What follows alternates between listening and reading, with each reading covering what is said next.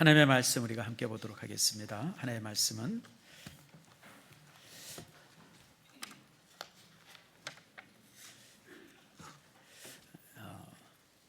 디모데전서 4장 6절에서 8절 말씀까지입니다. 디모데전서 4장 6절에서 8절 말씀 짧으니까 우리 같이 한 목소리로 우리 읽도록 하겠습니다. 내가 이것으로 형제를 깨우치며 그리스도 예수의 좋은 일꾼이 되어 믿음의 말씀과 내가 따르는 좋은 교훈으로 양육을 받으리라. 망령되고 허탄한 신화를 버리고 경건에 이르도록 네 자신을 연단하라. 육체의 연단은 약간의 유익이 있으나 경건은 범사에 유익하니 금생과 내생에 약속이 있느니라. 아멘. 기도하겠습니다. 하나님 감사합니다. 주께서 사랑해 주셔서 오늘 거룩한 주일 우리 송정만 귀한 성도 주의 교회 등록하게 하심을 감사합니다. 특별히 이제 우리 교회에 여러 번 나왔고 또 어머님이 이제 이렇게 소천하면서 함께 또 이제 이렇게 했고 또 그런 가운데서 오늘 이제 등록을 합니다. 하나님께서 귀한 아들에게 복을 주시고 또 믿음을 하나님 허락해 주셔서 어머니가 가졌던 그 믿음을 아름답게 이어갈 수 있는 축복의 자녀 되도록 인도해 주시오며 저가 일산신속에 등록함으로 그 인생이 새롭게 바뀌고 놀랍게 바뀌어지는 축복 내리워 주시옵소서. 고마우신 아버지, 이 시간 말씀을 나눕니다. 하나님의 말씀이 들려지게 하시고 사람은 감춰주시며 성령께서 전하시고 성령께서 받으시는 놀라운 축복 주님 내리워 주시옵소서. 하늘의 문을 열어주시고 정말 아버지의 말씀이 폭포수와 같이 우리에게 임하되 그 말씀을 우리가 귀로 듣는 것이 아니라 가슴으로 듣게 하시고 가슴판에 새겨지게 하시고 내 평생에 저명되도록 인도해 주시옵소서. 주께 감사드리고 오늘 이 시간 성령께서 그 놀라우신 능력으로 말씀의 권세로 우리를 치료해 주시기를 소망하며 예수님의 이름으로 기도드립니다. 아멘. 우리 교회 표를 한번 제창해 봅시다. 샬롬 샬롬. 우리 옆 사람과 한번 인사합니다. 축복합니다. 사랑합니다. 이 추운 겨울에 정말 하나님의 은혜 안에서 정말 잘 지내는 여러분들 모두가 되어지기를 바랍니다. 이제 어제 눈이 잠깐 와가지고 아침에 보니까 땅이 조금 얼어 있더라고요. 여러분 제일 조심해야 될 것이 이런 날입니다. 사람이 걷는데도 그렇고 차도 마찬가지예요. 이 도로 위에 살짝 얼음이 얹혀져 있어가지고 넘어지면 크게 다칩니다. 우리 어르신들 제가 또 누구나 마찬가지예요.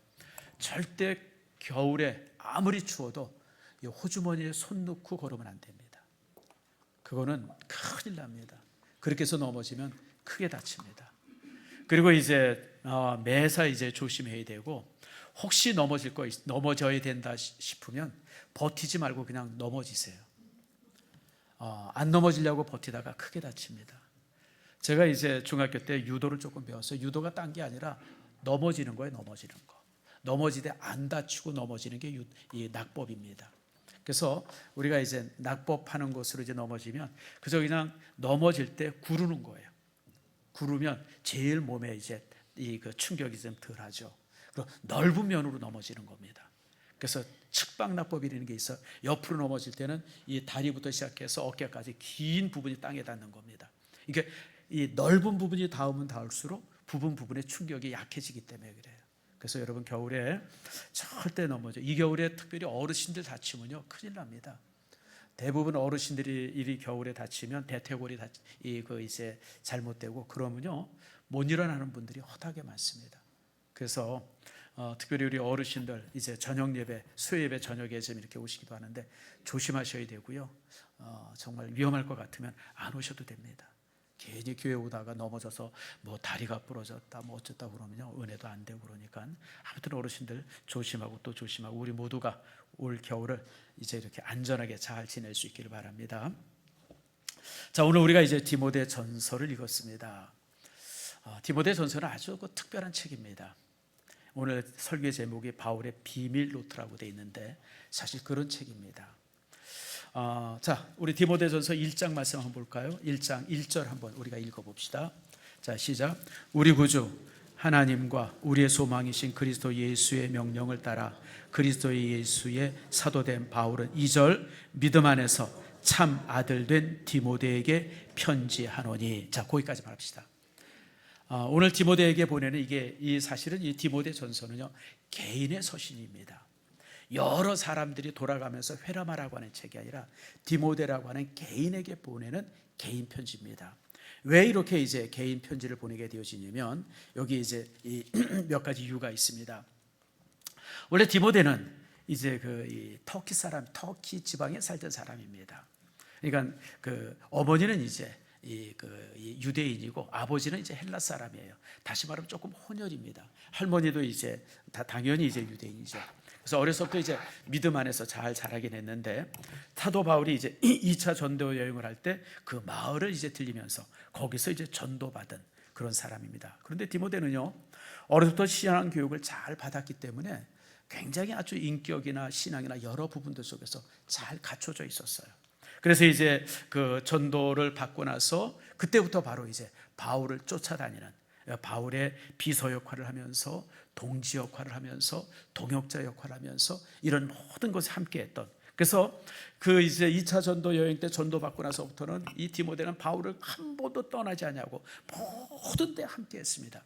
그래서 나중에 이제 잘 아는 것처럼 사도 바울이 로마 감옥에 갇히지 않습니까? 로마 감옥에 갇혔을 때도 그곳에서 바울의 그 이제 옥 뒷바라지를 했던 그런 사람이 이제 디모데입니다. 그래서 사도 바울은 디모데를 이제 뭐라고 부르냐면 참 아들 된 디모데에게. 사실은 디모데가 사도 바울의 아들이 아니죠. 그러나 믿음의 아들이고 신앙의 아들이고 사역의 아들이라서 그를 향해서 이제 참 아들 되었다라고 이렇게 붙여줄 정도로 아주 그 바울과 뗄 수 없는 그런 사람이 이제 사도 바울입니다. 디모데입니다. 그런데 이제 디모데는 이처럼 모태 신앙이라서 좋은 인격과 신앙의 베이스를 가지고 있는데 나름 이제 약점들도 있었어요. 그게 뭐냐면 좀 소심한 것. 우리가 지금 여기 이제 모태 신앙인들이 여러 분 계신데 모태 신앙들의 약점이 있습니다. 그게 바로 좀 이렇게 적극적이지 못해요. 그래서 우리가 보통 모태 신앙인을 뭐라 그러면 모태 신앙이 아니라 모태 신앙. 아무것도 못한다 그래요. 뭐라 그러면 한다고 해라 그러면 못해요, 안 해요, 뭐 이런 사람들 좀 소극적이죠. 모태 신앙인들의 약점이 좀 그런 게 좀 있어요. 그러나 이제 그 인품이라든지 이런 부분은 뭐 누구와 비교할 수 없을 정도로 아주 훌륭하죠. 그러니까 이제 이제 디모데에게 이런 장점들이 있고 약점이 있었어요. 또 하나는 이제 이 디모데에게 병이 있었습니다. 디모데 후서에 보면 내 약한 이 병을 위해서 이제 이렇게 이 포도주를 조금씩 마셔라, 식사 때마다 그렇게 권유한 장면이 있습니다. 그러니까 이제 위염을 앓고 있었습니다. 위장병이 있었어요. 그러니까 신앙은 참 좋은데 아주 훈련이 잘 돼 있는데 적극적이지 못하고 또 건강이 약하기도 하고, 사실은 이제 이후에 에베소 교회를 누가 이제 목회를 하냐면 그 사도 요한이 목회를 하거든요. 그러니까 디모데는 아마 좀 일찍 죽은 것 같아요. 이 에베소 교회 자체가 이제 에베소 교회에서 이제 목회를 하게 되었는데 아무튼 그런 모습이 이제 있습니다. 그러던 중에 이제 에베소 교회에 조금 문제가 있었던 것 같아요. 사역자가 없는 교회니까 당연히 문제가 있죠. 그래서 이제 사도 바울이 개인적으로는 디모데가 자기 옆에서 자신을 돌봐주는 것이 너무너무 필요하지만 그러나 이제 에베소 교회 사역자가 필요해서 에베소 교회 사역자로 파송을 하게 됩니다. 디모데야, 네가 가서 에베소 교회 좀 목회 좀 해야 되겠다고 보내는 거예요. 보내고 났더니 이제 걱정이 태산 같습니다. 왜 걱정이냐면 우선 디모데는 젊죠. 또 이제 소심하기도 하죠. 또 몸도 약했어요. 인품이라든지 이런 것은 누가 비교할 수 없을 정도로 좋은데 이런 약점들이 있는 겁니다. 그러니까 보내고 나니까 사도 바울이 저거 제대로 잘 할까? 그 배운 대로 할까? 훈련받은 대로 할까? 막 이런 염려가 생겼던 겁니다. 그래서 그런 염려 때문에 사도 바울이 편지를 2개를 보냅니다. 일종의 개인 편지입니다. 디모데야, 목회는 이렇게 해야 된다. 이렇게 목회를 해야 교회가 건강할 수 있다. 그래서 개인적으로 목회를 레슨하기 위해서 훈련하기 위해서 이제 쓴 책이 바로 디모데 전서와 후서입니다. 그래서 이 2권의 책을 따라합시다. 목회서신. 목회서신. 무슨 얘기냐면 여러분 안 읽어도 되는 책이에요. 누가 읽어요? 목사가 읽는 책. 목사가 읽고 목회는 이렇게 해야 되는구나. 이렇게 훈련받는 책, 그것이 바로 이제 디모데 전서와 후서, 그리고 이제 그 뒤에 있는 디도서도 마찬가지입니다. 디도서도 사실 디도라고 하는 제자에게 목회를 어떻게 해야 되느냐라고 하는 것을 이제 이렇게 알려주는 그런 책입니다. 지금이야 이제 목회를 배울 수 있는 곳이 참 많습니다. 학교에서도 배우고요. 또 이제 우리가 부목사로 또 교회 안에서 훈련하면서도 목회를 많이 배우지만 예전에는 참 그러질 않았어요.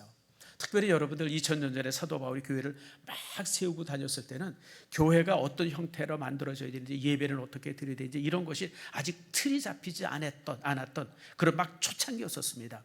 그러니까 이제 사도 바울이 더 많은 이제 걱정이 있었죠. 그래서 이제 디모데 전서를 읽어보면요, 교회는 어떻게 조직해야 하나, 그 다음에 이제 교회를 어떻게 운영해야 되나, 예배는 어떻게 드려야 되고, 교회 감독이나 집사나 장로를 세울 때 어떻게 세워야 되는지, 그리고 특별히 그 당시 이제 이단들이 많았습니다. 그래서 그런 이제 이단들을 경계하라고 하는 말씀, 이런 부분들로 디모데 전서가 이제 꽉 채워져 있습니다. 그리고 나서 이제 한 1년 정도 있다 디모데 후서를 또 보냅니다. 두 번째 편지죠. 근데 이 두 번째 편지는 디모데 전서와는 조금 성격이 다릅니다. 사도 바울이 자신의 순교가 임박했음을 알았을 때 쓴 책이 디모데 후서입니다. 그래서 디모데 후서를 읽어보면요, 좀 유언과 같습니다. 이제 내가 세상을 떠날 것이다. 하나님 나라에 갈 것이다. 나 없을 때 내가 이렇게 목회해야 되고, 네가 건강히 이렇게 참겨야 되고, 교회 안에서 네가 이뤄야 된다라고 하는 이런 부분들로 이제 유언과 같이 말씀을 이제 전하죠. 그래서 디모데에게 쭉 긴 말씀을 하면서 마지막 결론이 있는데, 그게 디모데후서 4장 2절입니다. 자, 우리 디모데후서 4장 2절 한번 찾아봅시다. 바로 뒤죠. 4장 2절 말씀. 이게 이제 디모데에게 주는 마지막 교훈이고, 모든 교훈의 결론이 4장 2절입니다. 같이 한번 읽읍시다. 시작. 너는 말씀을 전파하라. 때를 얻든지 못 얻든지 항상 힘쓰라. 범사에 오래 참음과 가르침으로 경책하며 경계하며 권하라. 이게 목사입니다. 목사가 뭐 하는 사람이냐? 일산신석에서 정병관 목사가 뭐 하는 사람인가? 오늘 또 이제 새로 우리가 투표하는 우리 이제 윤남도 목사가 뭐 하는 사람이냐? 말씀을 전파하는 사람이에요. 설교하는 사람이죠. 때를 어떤지 뭐든지 항상 말씀 전하는데 힘쓰는 사람이에요. 그리고 이제 또 목사는 범사에 오래 참아야 돼요. 여러분, 목회는 참음의 미학입니다. 여러분, 목사는 많이 참아야죠. 뭐 성도들이 다 마찬가지죠. 그게 이제 사랑이죠. 그 다음에 이제 가르치고 경책하고 경계하고 권하고, 이게 이제 목사가 교회 안에서 하는 사역이라고 하는 겁니다. 그래서 이게 이제 결론이 되어지죠. 그러면서 이제 4장 후반절에 보게 되면 사도 바울이 자신의 죽음을 예견하지 않습니까? 6절 말씀 보세요. 6절에서 8절 말씀도 우리 한번 찾은 김에 한번 같이 읽어봅시다. 시작. 전제와 같이 내가 벌써 부어지고 나의 떠날 시각이 가까웠도다.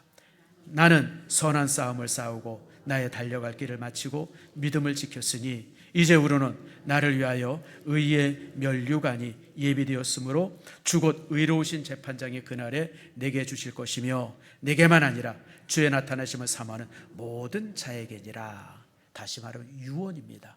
내가 곧 순교할 것이다. 내가 순교할지라도 이제 그러나 순교를 안타까워하지 말아라. 왜냐하면 이제 주께서 내게 주신 모든 것을 내가 마쳤기 때문에 나는 영광스럽게 순교할 것이라고 하는 말씀이고, 그리고 이제 9절부터는 이제 사사로운 부탁을 합니다. 개인적 부탁이죠. 그래서 이제 네가 다시 올 때 누구를 데리고 와라. 또 이제 네가 오는 동안 내가 두기고를 에베소 교회에 담당하도록 두기고를 보냈느니라. 그 다음에 이제 추우니까 겉옷을 좀 가지고 와라. 뭐 이런저런 모습으로 이제 개인적 부탁하는 것으로 이제 디모데후서가 맞춰집니다. 참, 이처럼 사도 바울은 디모데를 이제 에베소 교회 담임 목사로 보내면서 마음의 염려가 가득했고, 또 그런 가운데서 오늘 이제 이렇게 말씀을 전합니다. 자, 그런데 이제 여기서 참 재미있는 말씀을 몇 가지 우리가 찾아볼 수 있어요.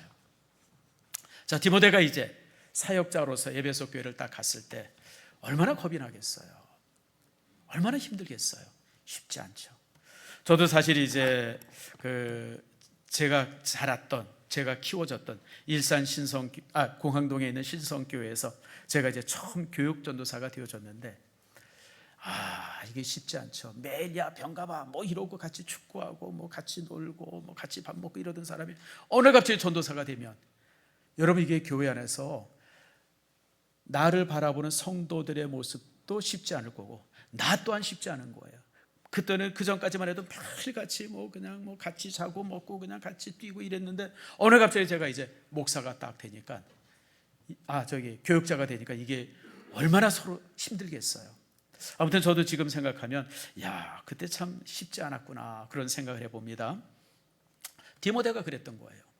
지금까지는 사도 바울의 비서 역할만 하고 바울이 시킨 것만 하고 막 이랬는데 어느 날 갑자기 자신이 이제 예배소라고 하는 큰 교회에, 그 당시 참 아시아에서 제일 큰 교회였었죠. 그 교회 담임 목사로 파송이 되니까 디모데가 얼마나 겁이 나겠어요. 이렇게 겁이 나 있을 때 사도 바울이 디모데에게 이런 말을 합니다. 참 재밌는데요. 13절 말씀 보세요. 디모데야 그러면서 13절이 이렇게 말합니다. 같이 한번 읽어봅시다. 시작. 내가 전에는 비방자요. 1장 13절.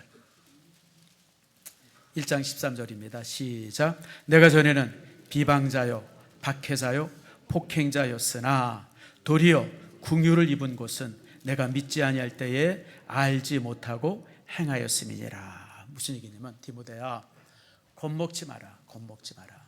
내가 너였을 때는, 너만 했을 때는 나는 뭐 했었어요?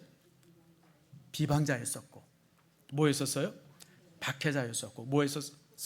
폭행자였었어. 나는 내 나이 때 완전히 개차반이었었어. 너는 그래도 신앙 안에서 믿음 속에서 잘 컸잖아. 나는 그 당시 아주 엉망이었었어. 그러면서 15절에 끝에 이렇게 말합니다. 따라합시다. 죄인 중에 내가 괴순이라. 나는 젊었을 때 믿음 안에 있기보다는 그냥 죄인 중에 괴수처럼 살았던 사람이 바로 나야. 그랬던 내가 지금 이렇게 사도가 되어지고 또 복음 증거하는 자로서 또 내가 이렇게 있지 않냐. 그러면서 디모데를 향해서 오늘 이제 하는 말입니다. 너는 용기를 내라고 하는 거예요. 겁먹지 말고 담대하게 목회를 해라. 그러면서 이 사도 바울이 12절에 이렇게 말합니다. 그럼에도 불구하고 내가 사역자가 된 것은 12절 같이 한번 1장 12절입니다. 같이 읽습니다. 나를 능하게 하신 그리스도 예수 우리 주께 내가 감사함은 나를 충성되이 여겨 내게 직분을 맡기심이니. 무슨 말인지 아시죠? 내가 그 엉망이었던 시절, 폭행자고 비방자고 박해자고 막 이렇게 이제 엉망으로 살았던 그 시대에 하나님께서 나를 택해서 일꾼을 삼으셨어. 왜 나를 일꾼 삼으셨냐면 내가 충성할 것이라고 여겼기 때문에, 충성할 것이라고 여겼기 때문에 나를 일꾼 맡기셨다라고 하는 겁니다. 사는 성도 여러분, 이것이 이제 우리 모든 사역의 원리입니다. 여러분, 우리는 종종 이제 우리의 과거에 부끄러운 거 이런 것 때문에 하나님의 사역을 주저할 때가 많아요. 내가 옛날에 이렇게 엉망으로 살았는데, 내가 옛날에 이렇게 정말 그랬는데. 아니에요, 여러분들. 과거는 다 여러분 깨끗한 과거에 있는 사람들이 많아요. 물론 과거에 사장도 하고 회장도 하고 뭐 회사에서 부장도 하고 막 이런 화려한 과거. 그런데 여러분, 그게 하나님 앞에 뭔 상관이 있어요? 믿기 전에 내 모습은 너무너무 부끄러웠던 점이 많았던 거예요. 그런데 하나님께서는 거기에 두지 아니하시고 그런 나를 충성되이 여겨서 일꾼을 삼아주시는 겁니다. 여러분 보세요. 바울은 과거에 죄인 중에 괴수였었어요. 그런데 충성되이 여겨서 사도 삼아주셨어요. 베드로는 어떤 사람입니까? 여러분, 이 어부였었고 뿐만 아니라 예수님이 십자가에 못 박히실 때 3번씩이나 저주하면서 부인했던 사람이에요. 정말 비겁한 사람이에요. 그런데 충성되이 여겨서 그를 다시 뭐 만들어 주셨어요? 사도 만들어 주셨잖아요.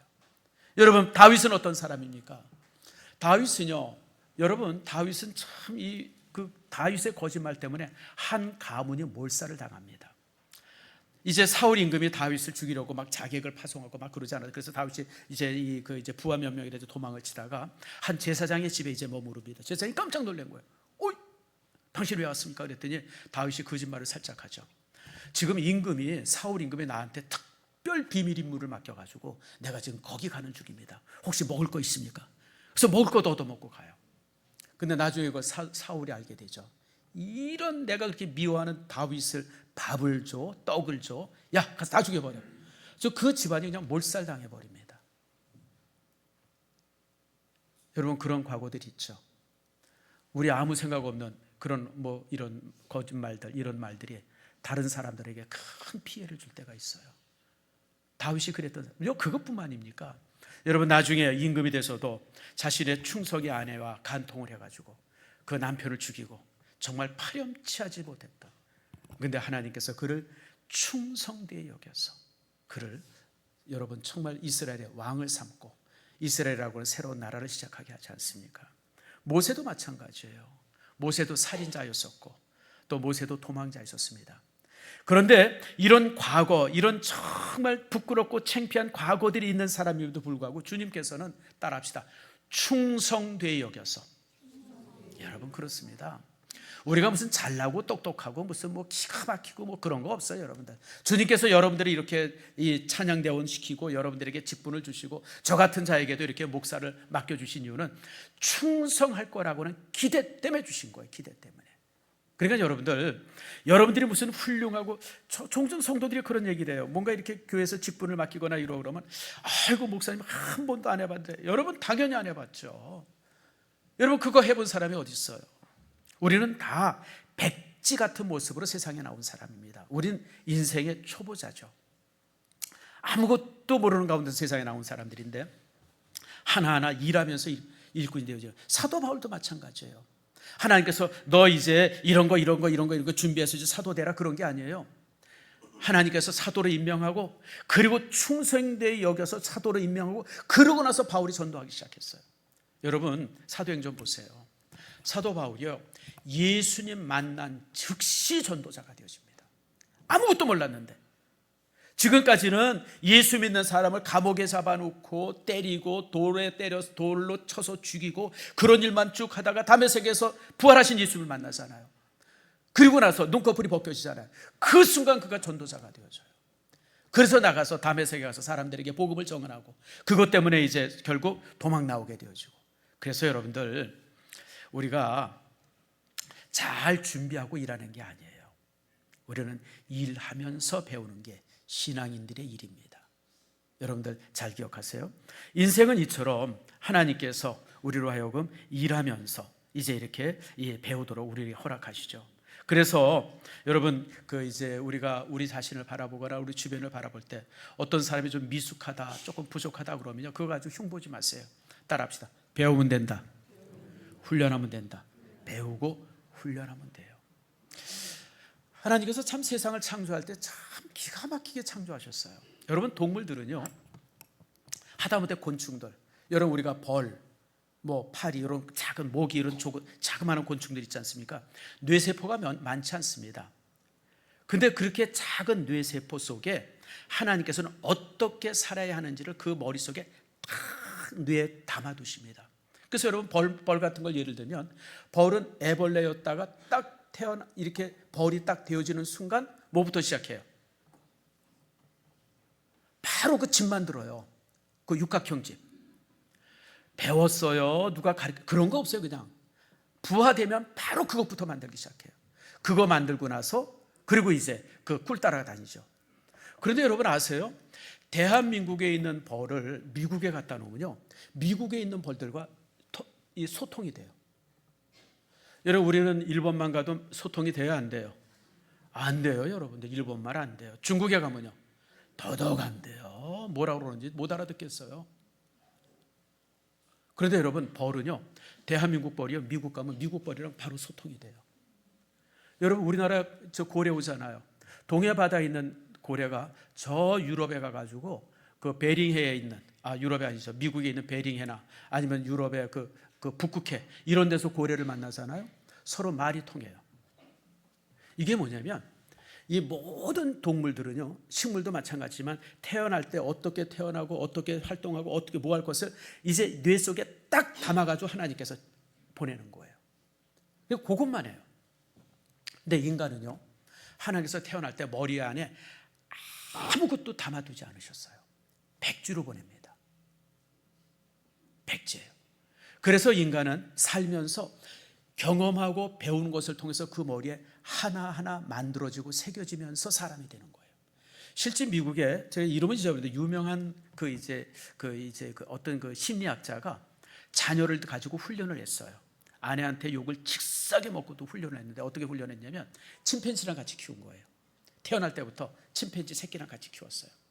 근데 왜 그렇게 키웠냐면 이렇게 키우면 침팬지가 사람처럼 되어질 것이다. 그런 기대 속에서 침팬지와 같이 키웠습니다. 결과가 어떻게 됐을까요? 애가 침팬지가 됐어요. 그러니까 침팬지로 태어난 침팬지는 아무리 옆에서 아기가 무슨 뭐 사람 노릇을 하고 이러고 그래도 그거 전혀 관심 없어요. 그냥 침팬지예요, 침팬지. 근데 애는 어때요? 매일 침팬지 바라보면서 그래서 2돌인가 되면서부터 뛰었는데 여러분 그러고 나서부터 애가 바보가 됐어요. 아이는요 그 태어나서 1년 2년의 기간이 가장 중요한 기간인데 매일 본 게 침팬지니까 걸어다니지 못하고 기어다니고 꽥꽥 소리 나고 참 그게 가소성이라 그래요. 그래서 이제 이게 뇌과학에서는 지금 현대 뇌과학에서 제일 중요하게 여기는 개념 중에 하나가 사람의 뇌의 가소성이에요. 인간은 머리가 이 뇌는 비어 있는 것 같고 그 비어 있는 곳에 무엇을 새기고 무엇을 쓰고 무엇을 하느냐에 따라서 사람은 전혀 다른 사람이 되어진다는 거예요. 제가 어렸을 때 그런 일이 있었어요. 아마 여러분들 딱 경험했을 거예요. 우리 어렸을 때 그 이제 학교나 반에 이제 이렇게 조금 혼혈 아들이 참 많이 있었어요. 그 당시에 뭐 6.25 마치고 당연히 그랬죠. 저희 친구도 아주 친한 친구도 이제 그런 친구가 하나 있었는데 외모는 미국 사람이에요. 근데 이놈이 영어를 요만큼도 못해요. 나보다도 더 못해. 난 그게 너무 이상한 거예요. 아니 미국 사람처럼 생기면 뭐 잘해야 돼요? 영어 잘해야 되잖아요. 영어를 한마디도 못하는 거예요. 그래서 내가 그게 얼마나 이상한지 초등학교 내내 그 친구랑 놀면서 같이 축구하면서 이런 거 잘하면서 야 너는 왜 영어를 한마디도 못하냐? 너는 생긴 게 미국 사람인데 그랬던 기억이 나요. 뇌의 가소성이에요. 한국 사람이랑 살았기 때문에 외모가 어떠하든지 상관없이 한국말만 하는 거예요. 사람이 그렇습니다. 우리는 다 부족하고 다 연약해요. 내가 어떻게 훈련받느냐에 따라서 내가 훌륭한 사역자도 될 수 있고 게으른 사역자도 될 수 있어요. 내가 어떻게 배우느냐에 따라서 정말 교회 안에서 믿음의 신실한 사람들이 될 수 있고 반대로 또 말 이루기만 하는 그런 사람이 될 수도 있습니다. 그래서 이걸 갖다 이제 가소성이라고 그러죠. 그렇기 때문에 우리는 조금 못하는 사람, 부족한 사람을 만나면 못하다, 부족하다라고 말하지 마세요. 훈련이 조금 덜 돼 있구나. 조금 더 훈련시켜야 되는구나. 여러분 그렇게 하면 됩니다. 그래서 우리가 다 이렇게 훈련받고 성장이죠. 그래서 사도 바울이 그런 이 고백을 빌립보 교회를 향해서 합니다. 한번 볼까요? 빌립보서 3장 12절 말씀인데요. 자, 한번 같이 읽겠습니다. 시작. 나는 이미 얻었다 함도 아니요 온전히 이루었다 함도 아니라 오직 내가 그리스도 예수께 잡힌 바 된 그곳을 잡으려고 달려가노라. 여러분 사도 바울이 이제 순교를 얼마 안 놔두고 이제 이렇게 있는 그 시점에서 빌립보 교인들에게 한 말입니다. 내가 지금 나이가 이만큼 되어지고 이제 살 날이 며칠 안 남았지만 나는 지금도 열심히 뛴다, 훈련한다. 자신을 그렇게 말하는 겁니다. 여러분 우리가 이처럼 그리스도의 장성한 분량에 충만한 데 이르기까지 우리가 훈련하고 노력해야 됩니다. 그래서 이처럼 이제 모든 사람들이 처음부터 프로인 사람은 아무도 없어요. 저는 이 설교를 준비하면서 제가 그 생각을 한번 했습니다. 제가 31년 전에 이제 개척을 했잖아요. 저는 사실은 교회를 잘 몰랐어요. 이게 무슨 얘기냐면 저는 공항동에 있는 신성교회에서 전도받아서 그 교회에서 26년을 살았어요. 그리고 나서 이제 우리 교회에 이제 그 개척을 하라 이제 처음 나온 겁니다. 그러니까 개척교회를 어떻게 해야 되는지 뭐 그런 거 전혀 모르고 그냥 나가서 하면 되나 보다 싶어가지고 이제 이렇게 저쪽에 이제 개척교회를 시작했어요. 그때 이제 저와 함께 했던 한 5가정이 있었어요. 그분들이 나를 봤을 때 얼마나 참 희한했을까 그런 생각을 해봐요. 이게 이제 그때가 제가 나이가 이제 40살이었던 것 같은데 뭐 설교를 제대로 해요, 교회 조직을 제대로 해요, 뭐 행정을 제대로 해요. 얼마나 참 제가 얼데없고 어벙벙했는지 모릅니다. 그런데 함께 하다 보니까 훈련하다 보니까 또 실패하고 야단도 맞고 또 어떤 때는 눈물도 짓기도 하고 그런 과정을 겪으면서 지금의 내 모습이 되었던 겁니다. 사랑하는 성도 여러분, 누구나 똑같습니다. 어떤 사람이 조금 부족하다, 연약하다 그러면 자질이 나쁜 것이 아니라 아직 훈련이 덜 된 것뿐이에요. 훈련시키면 됩니다. 더더욱 훈련시키면 됩니다. 기억하시길 바랍니다. 그래서 이 성장에는 중요한 비결이 몇 가지가 있습니다. 첫 번째로는 아까 이제 우리가 봤던 디모데전서 1장 12절에 있는 말씀처럼 내가 완전히 갖추어졌기 때문이 아니라 갖추어질 거라고 하는 기대 속에서 세워졌다고 하는 사실을 기억하세요. 그러면서 오늘 본문에 이렇게 말합니다. 6절 말씀, 자 4장 6절 말씀 우리 한번 읽겠습니다. 자, 같이 한번 읽겠습니다. 시작. 내가 이곳으로 형제를 깨우치면 그리스도 예수의 좋은 일꾼이 되어 믿음의 말씀과 내가 따르는 좋은 교훈으로 양육을 받으리라. 자, 이 말씀이요, 참 중요한 말씀인데요. 뭐냐면 이제 디모데가 에베소 교회에서 사역을 할 때 형제를 깨우쳐요. 그리스도 예수의 좋은 일꾼이 되어서 믿음의 말씀과 따르는 좋은 교훈을 막 가르쳐요. 그렇게 가르치면 성도들도 좋은 일꾼으로 양육되어지만 가르치는 사람도 동일하게 좋은 일꾼이 되어진다고 하는 거예요. 여러분 잘 기억하세요. 내가 뭔가 좀 이렇게 배우려면 가르치면 돼요. 제가 고등학교 때 아주 공부 잘하는 친구가 하나 있었어요. 인식이라고. 근데 그 친구는 재밌는 게요, 지가 고등학교 2학년인데 고등학교 1학년을 과외시키더라고요. 나 깜짝 놀랐어. 저게 무슨 소리야? 또 고등학교 3학년이 되니까 고등학교 2학년을 과외시키는 거예요. 나중에 그 친구가 서울대 들어갔어요. 그래서 제가 그때 크게 배운 게 배우려면 가르쳐야 되는구나. 가르치는 것만큼 확실한 배움이 없구나. 오늘 본문이 그걸 말하고 있어요. 내가 성도들을 열심히 훈련하고 가르치면 성도들만 성장하고 양육되는 게 아니라 너도 함께 성장되어지고 양육되어진다고 하는 거예요. 저도 그랬어요. 우리 교회가 개척해가지고 막 있을 때 성도들과 열심히 제자 훈련하면서 저도 함께 컸어요. 저도 신앙이 크고 인격이 크고 사역의 폭도 넓어지고 그러면서 이제 목사다운 목사로 성장이 되어진 겁니다. 사랑하는 성도 여러분, 이처럼 함께 커간다고 하는 사실 여러분 기억하세요. 그리고 또 12절이 이렇게 말합니다. 12절 말씀 봅시다. 12절 같이 읽겠습니다. 시작. 누구든지 네 연수함을 없이 여기지 못하게 하고 오직 말과 행실과 사랑의 믿음과 정절에 있어서 믿는 자에게 본이 되어, 따라합시다. 본이 되어. 여러분 존중받으라고 하는 거예요. 존중받아야 합니다. 여러분 우리가 영적으로 존중받지 않으면 특별히 사역자는 안 되죠. 그래서 정말 연조가 내가 예수 믿은 지 얼마다, 내가 목사다, 내가 장로다, 권사다, 그래서 존중받는 것이 아니라 그 인격으로, 그 신앙의 인격으로 존중을 받아야 합니다. 그것이 바로 이제 본문의 말씀이죠. 그리고 이제 15절에 또 이렇게 말씀합니다. 15절 말씀 같이 함께 읽겠습니다. 자, 시작. 이 모든 일에 전심전력하여 너의 성숙함을 모든 사람에게 나타하라. 다시 말하면 세워지고 성숙하고 이런 모든 것들을 성도들에게 보여주려는 거예요. 물론 광고하고 다니고 내가 이렇다가 아니라 인격 속에서, 성품 속에서, 그리고 교회 안에서 되는 사역을 통해서 자신의 성장된 모습들을 성도들에게 드러나게 하라고 하는 겁니다. 그게 사역자의 몫이죠. 그러면서 이제 사도 바울이 이렇게 디모데에게 어떻게 목회할 때 내가 목회자로서 성공할 수 있을지, 하나님께서 참 이렇게 인정하는 목회자가 될 수 있을지를 쭉 계속해서 이제 말씀을 하십니다. 자, 성도 여러분, 이제 오늘 우리가 이제 윤남도 목사 이제 그 사역자로 모이는 이제 공동회를 우리가 모입니다. 여러분들이 바라볼 때는 아직도 부족한 것도 많고 또 이제 그럴 수도 있습니다. 그러나 여러분들 함께 커가면 됩니다. 예를 들어 봅시다. 아주 훌륭한 사람이라 그러면, 정말 대단한 사람이라 그러면 우리 교회 오겠어요? 안 오겠어요? 더 큰 교회 가죠, 여러분들. 그러지 않겠어요? 아니면 진짜 훌륭하다로 뭐 때문에 여러분 후임자로 와요? 개척해서 본인이 교회를 이루지. 저는 그렇게 뛰어나고 훌륭한 사람이 오리라고 저는 기대하지도 않았고 또 그렇게 바라지도 않습니다. 그가 우리 교회에 와서 충성할 것이라고 하는 기대만 있으면 그러면 돼요. 사도 바울은 과거에 폭행자였었고 비방자였었고 뭐 교회를 그냥 막 때려 부신 사람이었고 스데반을 돌로 때려서 죽인 사람이지만 충성할 거라고 하는 기대 속에서 수용을 받았잖아요.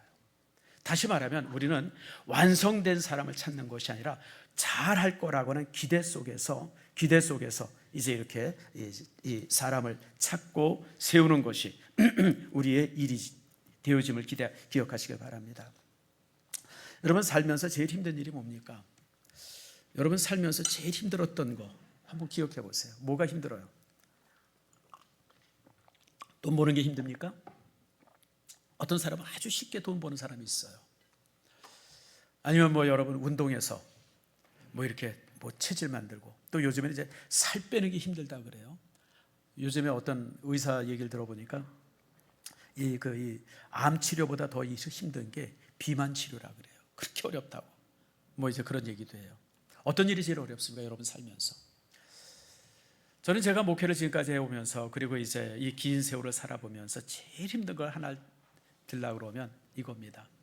사람의 마음을 얻는 게 제일 힘들더라고요. 그게 제일 힘들어요. 내가 누구를 만나거나 또 어떤 일을 하거나 뭘 할 때 그 사람의 마음을 얻는 게 제일 힘들어요. 그런데 여러분 살아보니까 마음을 얻는 것이 제일 힘들지만 그것이 모든 것에 있어서 시작이에요. 사업도 그렇잖아요. 여러분 우리가 사업할 때 상대방의 마음을 얻으면 모든 게 끝이잖아요. 부부도 마찬가지예요. 서로의 마음을 얻으면 돼요. 여러분 뭐 그것뿐만입니까? 모든 것이 사실 이제 마음을 얻는 거죠. 목회도 따지고 보면 사람의 마음을 얻는 일입니다. 제가 부족하고 연약하지만 그러나 이렇게 마음을 얻을 때 여러분 이제 일이 이루어질 수 있죠. 저는 사실은 이제 우리 윤남도 목사가 참 이렇게 우리 성도들의 마음을 이제 많이 얻었을 것이라고 하는 기대 속에서 오늘 이제 이렇게 공동회를 여러분들에게 이제 이렇게 열게 되어진 겁니다. 저는 윤 목사가 저와 같은 점이 있음이 기쁘고요, 또 저와 다른 점이 더욱 기쁩니다. 사실 윤 목사는 세월로 말하면 저랑 거의 한 20년 가까이 되어집니다. 함께 했던 적이. 우리 교회에서 부목사를 한 9년 있었고요, 그리고 이제 단만의 한인교회 담당하면서 또 우리 교회 선교사로 파송돼서 한 7년 8년 있었죠. 또 우리 교회 또 이제 1년 또 이제 와서 이제 여러분들 함께 사역을 했습니다. 거의 20년 가까이 횟수로 그렇게 이제 우리 교회와 함께 합니다. 그래서 이제 저는 많은 부분이 또 이제 이렇게 나와 같을 것이다. 또 보니까 다른 점도 있어요. 기도도 참 열심히 하고 찬양도 잘하고 또 이제 여러 가지 부분들 속에서 여러분 그런 부분들 참 이렇게 있음에 또 이제 그 다른 것 때문에 또 이제 불편해하는 사람도 있을 수 있습니다. 여러분 다름이 축복이죠. 자 생각을 해보세요. 제가 우리 교회에서 31년간 사역을 했습니다. 여러분은 그러니까 저도 여러분에게 이거 있지만 여러분도 저에게 너무 이거 있어요. 제 설교밖에 안 들은 사람들도 여기 허다하게 많을 겁니다. 그 설교는 당연히 저렇게 해야 된다고 생각을 하는 사람들이 허다하게 많아요. 그러니까 조금 다름이나 이런 것들이 참 이렇게 불편할 수도 있습니다. 그런데 여러분들 그런 불편함을 아닌 것으로 하는 것이 아니라 함께 세워져 가고 함께 키워나갈 숙제라고 생각하면 참 이렇게 감사하겠어요. 사실 은퇴를 앞둔 제게 있어서 가장 큰 숙제가 후임자 문제입니다. 나 다음에 신성교를 이끌어갈 사람이 누구일까? 어떤 사람이 해야 될까? 참 이 부분이 제게 있어서 한 5, 6년 전부터 계속 기도하던 그런 일입니다. 여러분 제가 떠나고 싶겠습니까? 저는 솔직한 심정을 말하면 벽에 똥 바를 때까지 신성교회 있고 싶어요. 진짜예요. 여러분 31년 동안 목숨 바쳐서 이룬 교회인데 여기를 어떻게 떠나요? 여러분 떠날 수 있을 것 같아요? 우리 집사람이 한번 우리 장로님 한 분한테 그런 얘기를 하더라고요. 장로님 나는 불만이 많다는 거예요. 왜 장로님들은 은퇴하고도 교회 계속 열심히 나와도 되는데 우리 열심히 나오면 안 되냐고. 왜 교회를 떠나라고 그러냐고. 뭐 누가 떠나라 그러겠어요? 제가 떠나겠다 그러는 거죠. 왜냐하면 다음 사역자가 세워져야 되니까. 그러나 여러분들 또 여러분들이 저를 잘 아는 것처럼 뭐 5년 10년 시간이 주어진다고 제가 거절할 사람도 아니에요. 그런데 어쨌든 떠나야 됩니다. 왜 떠나야 되냐면 박수 칠 때 떠나야 돼요. 아쉬울 때 그만둬야 합니다. 여러분 아쉬울 때 그만두지 아니하면요 어떻게 돼요? 여러분 온갖 정을 다 떼고 떠나게 되는 겁니다. 저는 그래서 조금 이제 이렇게 아쉬울 때, 그래서 사실은 기도하고 또 기도하면서 참 저보다 훌륭한 사람, 그리고 또 우리가 이룬 이 아름다운 교회를 잘 갈수할 수 있는 사람들을 세우게 해달라고 참 기도 많이 했습니다. 근데 여러분 잘 아시는 것처럼 사람은 쓰고 나서야 그 사람이 누군지를 압니다. 그게 참 사람이 어려운 거예요. 세상에 사람만큼 어려운 게 어디 있어요? 우리 속담에 10길 물길은 알아도 한 길 사람 속은 모른다 그러잖아요. 실제 많은 교회가요, 후임자 세움의 문제 때문에 교회가 흔들리고 또 서로 그냥 갈등이 있고 이런 것들을 우리 주변에 참 많이 봅니다. 제가 며칠 전에도 소식을 하나 들어서 깜짝 놀랐는데, 제가 저기 이제 대구 옆에 화양이라고 하는 곳이 있잖아요. 그 화양교회 목사님을 제가 원로 목사님을 잘 알아요. 3년 전에 이제 은퇴하셨고 지금 이제 군인 목회하고 있고 우리 교회가 또 이제 이렇게 도와주기도 합니다. 근데 한 달 전에 심장마비로 죽었어요. 잠자다가. 부임한 지 이제 3년밖에 안 됐는데 교회가 그냥 발칵 뒤집혔어요. 그래서 뭐 여러 이야기가 많죠. 뭐 지병이 있었나, 뭐 또 그렇지 않으면 너무 스트레스가 심했나, 뭐 그러니까 그냥 교회가 지금 뭐 난리도 아니죠. 그래서 이게 참 쉬운 게 아니구나, 참 이런 생각을 많이 해봅니다. 어쨌든 간에 그래서 우리 고빈 끝에 우리 장로님들에게 제가 선언했어요. 나는 후임 목사님을 청빙할 때 이력서 한 장을 보거나 또 그 사람의 설교 한 편 듣고 사람 선택하지 않겠습니다. 내가 많이 경험해 본 사람, 최소한 이 정도면 잘 되겠다. 그리고 또 지금 당장 잘하는 사람보다도 미래에 시간이 지나면서 더 큰 역할을 해낼 수 있는 어떤 잠재력 있는 사람, 좋은 사람, 그런 사람을 내가 택하겠다고 장로님에게 선언했고 또 우리 장로님들이 동의를 주셨습니다. 그래서 사실은 이제 유 목사님을 이제 이렇게 오게 해달라고 이제 우리 의결이 되어진 것이죠. 저는 8가지를 위해서 하나님 앞에 기도하고 그리고 이제 이런 사람 보내달라고 제가 하나님 앞에 요청을 했습니다. 자, 한번 볼까요? 제가 새롭게 오는 사역자를 위해서 갖는 기도 제목들입니다. 한번 같이 읽겠습니다. 시작. 신성교회를 건강하게 이끌어 줄 사람, 성도들을 사랑하고 섬김으로 하나 될 사람, 장로님들과 동지가 될 사람, 어르신들을 잘 섬길 수 있는 사람, 선교의 꿈이 가득한 사람, 지극히 교회를 사랑하는 사람, 신성교회를 한 단계 레벨업 시킬 수 있는 사람, 정말 신뢰할 수 있는 사람. 요 8가지입니다. 저는 설교 잘하는 사람 보내달라고 요청하지도 않았고요, 제주 능한 사람 보내달라고 요청하지 않았어요. 좋은 인격의 사람, 좋은 믿음의 사람, 여러분들과 함께 하나 될 수 있는 사람 보내달라고 하나님 앞에 기도했고, 또 그런 응답 속에서 이제 유 목사님은 올 초에 1월 달에 이제 이 청빙을 하게 되어진 겁니다. 아마 그리고 나서 이제 제가 1년 동안 사역을 하게 했어요. 왜냐하면 성도들의 마음을 오더라고. 근데 충분히 이제 되었으리라 기대합니다.